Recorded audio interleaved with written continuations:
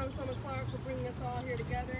As co-chair of the House Haiti Caucus and proud representative of the third largest representation of the Haitian diaspora in the country, we have been organizing for months to bring attention to the plight of the Haitian people and the needs of the Haitian diaspora during this tumultuous time.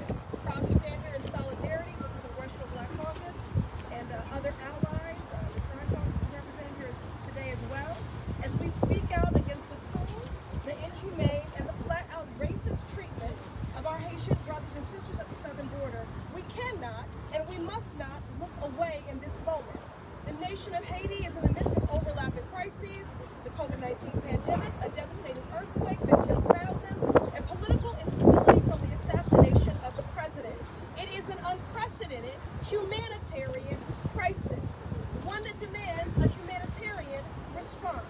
But instead of leading with compassion and grace, these families have been met with cruelty. ICE has resumed deportation flights to Haiti. Reportedly, babies under the age of 3 have been on those flights.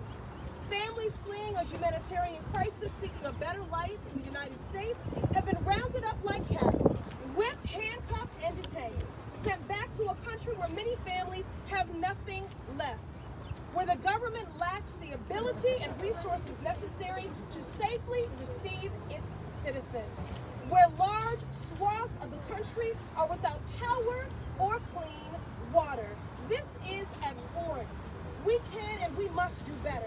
The Biden administration must halt these deportation flights and allow folks to make a legal asylum claim, which, by the way, is a human right and legal. Last week, Representative Velasquez and I led more than 50 of our House colleagues in calling on DHS to immediately halt these deportations and do everything possible to support those fleeing the violence on the island.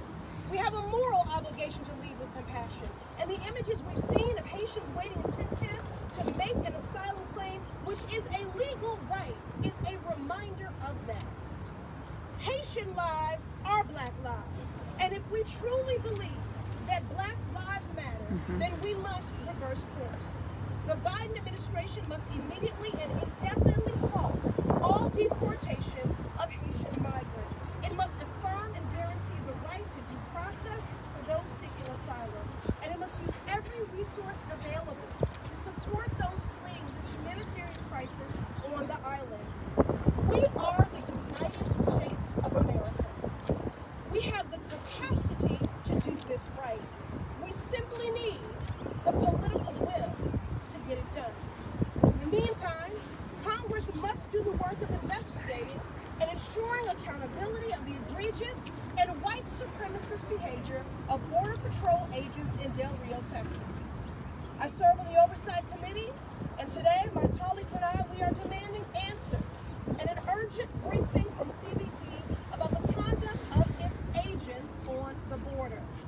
And we will continue our work in the Haiti Caucus to champion aid for the region and support Haiti's full economic and political recovery, Haitian-led by civil society.